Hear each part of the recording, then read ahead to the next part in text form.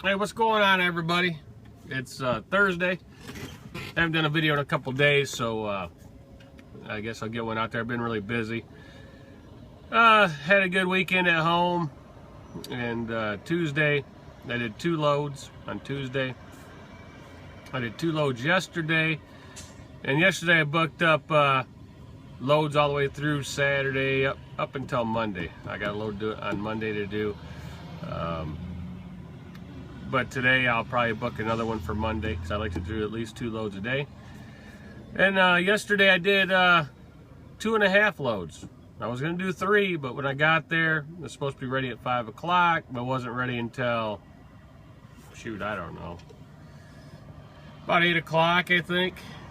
You know, so that kind of threw a wrench in it, you know, and that's how it goes in trucking.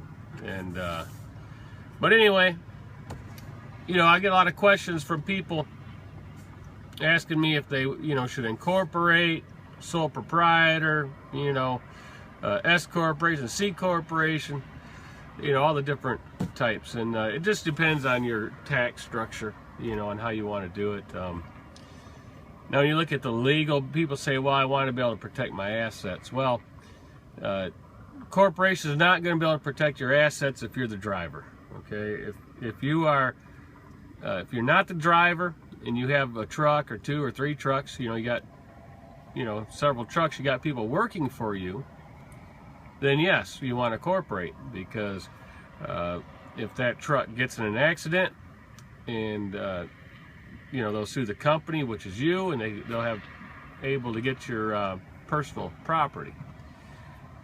And then, you know, they'll also sue the driver, and that's not you, you know, if you have employees. So that way it protects you. But if you are the driver and you're a one-man operation and you get in an accident, there's 2 things that are going to happen probably. They're going to sue the trucking company, which is basically you, but they're not going to be able to get your assets. But if you're the driver, see, and then they're going to sue the driver, and that's you. So it'll be a personal lawsuit, so then they could have access to, you know, your personal property. So, you know, it all depends on how you want to do it. You know, there are some tax advantages to certain corporations, and then there's not. So you got to look at the difference, you know. Like a C corporation, I used to have one of those when I had retail stores, and that, you know, that's the corporation to where the corporation keeps the money in the bank. You know, at the end of the year, you know, whatever money is in the bank of the C corporation, it gets taxed as a corporate, you know, the corporate tax rate. Now, like on an S corporation, at the end of the year, the money, you know, let's say if there's $10,000 in there, that money gets divvied up amongst the stockholders, so that the balance sheet is 0. Okay, there would be no tax on that corporation, but it gets, you know, if you're the only person in that, it gets sent to you, so then you got to pay tax on it. So it's kind of just like a sole proprietor and respected. Whatever the net profit is as a sole proprietor, that's what you're getting taxed on. So that's what I do my trucking business as a sole proprietor, because in the state I live in, it doesn't say I have to be incorporated. And that's another thing. If you're in California, and I believe New York, you got to be incorporated. So, you know, check. And in a lot of companies, if you lease a truck onto, they'll tell you, you know, you can't be a sole proprietor here. You have to have a corporation.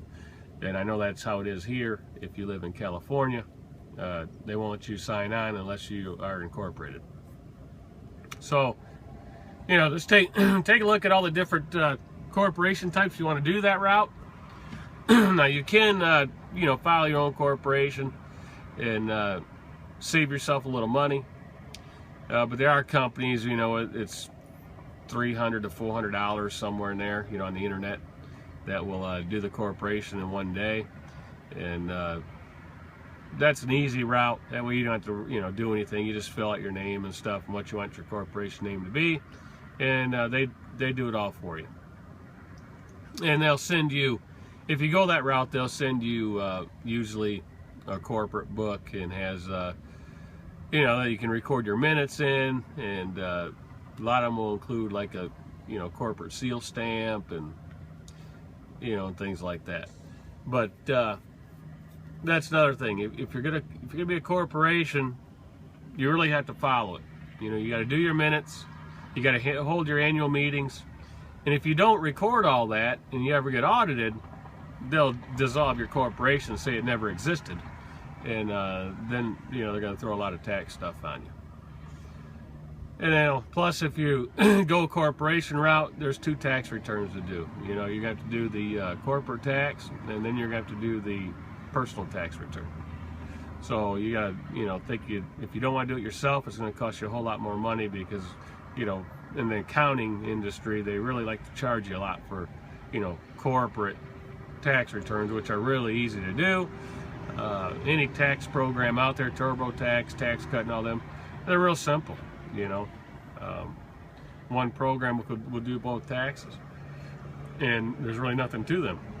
So the people that are paying the accountant to do it are wasting their money, because when it all comes down and said, you know, a lot of people have this misconception that, well, you know, I have an accountant do my taxes, because that way if I get audited, they're responsible. Well, no, they're not, see, because there's that little clause at the bottom of your tax return that once you sign it, you're saying that everything in there is accurate and true and all that, so that relieves them of any responsibility.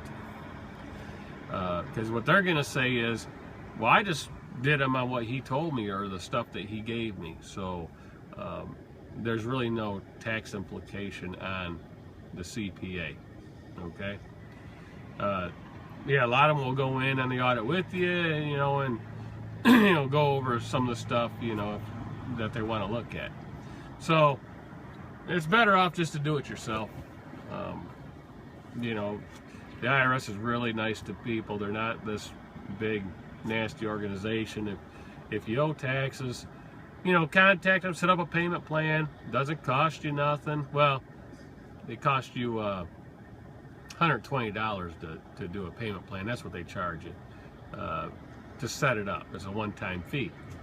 And if you guys are out there that, you know, owe taxes like that, you know, call them up, get on a payment plan. That way it stops all this, you know, fees of interest and penalties, and you know, you get on that payment plan. And then once you're on it, you know, the biggest thing to do is make sure you pay your payment on time, because if you miss one payment plan is no good anymore. Then it goes back to penalties and interest and all that good stuff.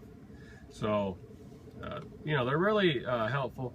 You know, they're really not this big bad organization. No one likes to pay taxes, but, you know, it's better to file and do a payment plan instead of not file, like I know some people in this industry. I got a couple buddies that, you know, haven't filed for years, and now they're paying the price. Well, you know, it's better to file, even if you don't have the money, and then set up a payment plan. That way you stop all that penalty stuff. All right, so that's the video for today. You know, a little bit of information. I could go more into corporations and things like that. But, you know, if you want to talk about that, you know, just call me. All right, so I guess, what time is it? I guess I could leave now, but I'm gonna wait about 45 more minutes. That way I got time to get this other load in if it's not ready at 5 o'clock. And if they take too long when I get back there this evening for my second load, I'm gonna have to put it on the back side of my stuff I'm doing tomorrow, because I got 3 loads to do tomorrow. One of them I could push until Saturday because of delivery time. So that's how good it works over here, guys. See, if I get there tonight and it's not ready, my next load's not too far away from there for Friday. So what I'll do is, if it's not ready, I'll just call up, have them pull that load off me, and I can pull the 2 loads off me Saturday, you know, Friday, what's the Friday, Saturday load? Just say Saturday load to make it easy. Saturday and Monday loads off of me, and I'll put the load for tonight that's supposed to pick up today or tomorrow and deliver by tomorrow evening. I'll put that on the end of my 2 loads on Friday, and then I'll just have to work Saturday morning for that 1 load. So I won't lose the money, but I'd have to slide it to the other end and get me home, Saturday morning instead of Friday night. But that's the good thing about this program. If you can maneuver it around, then you don't lose anything. And that's why I pick a lot of loads that are drops, and they have a good window time frame. That way, if something happens with them like this, because they're short loads, I can just move them down the order of the list of what I'm going to do it, and still make good money. All right, so we'll talk to y'all later, and everybody be safe. See ya.